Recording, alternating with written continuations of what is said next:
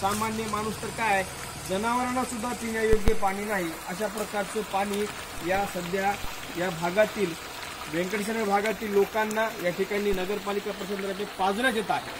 आपल्यासोबत रहिवासी आहे, तुमचं नाव काय? लालू राजेनाथ कस्तुरे। आता हे किती दिवसापासून पाणी असं? 1 महिना झालाय।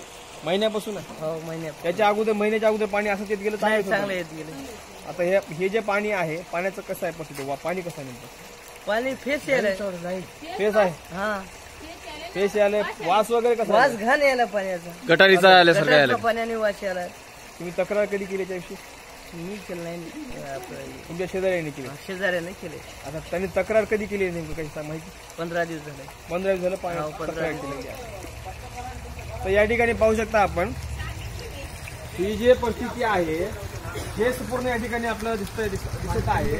या प्रकारचं पाणी सामान्य नागरिकांनी या प्रकारचं पाणी सामान्य नागरिकांनी पियावं असं नगरपालिका प्रशासनाचं म्हणणं आहे। उमरी नगरपालिका प्रशासनावर सध्या प्रशासकीय आहे आणि या प्रशासकीय काळामध्ये नाल्यांची अवस्था, लाईटची अवस्था, पाण्याची अवस्था, रस्त्यांची अवस्था एवढी बिकट झालेली आहे। प्रशासकीय काळ असल्यामुळे कोणाला बोलता येत नाही आणि हे सामान्य नागरिकांना विचारणा करायला गेलंय त्यावेळेस सरळ ते आम्ही मीटिंगमध्ये आहोत असं त्या ठिकाणी सांगून त्या बाजूला कड घेतात आणि सरळ त्या ठिकाणी बाजू आपली त्या ठिकाणी हे तुमच्या गलीमध्ये तुमचे एकाच घराला येते की काय सर्व संपूर्ण घरांना? नाही, आता हे पाणी जे आले ना सगळ्या गलीला यायले की तुम्हालाच यायले एकट्याला?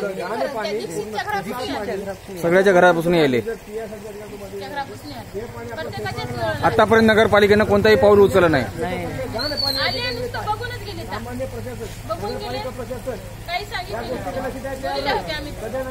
चालू आहे बंदच होणार एवढं गोष्टीकडे लक्ष येत नाही।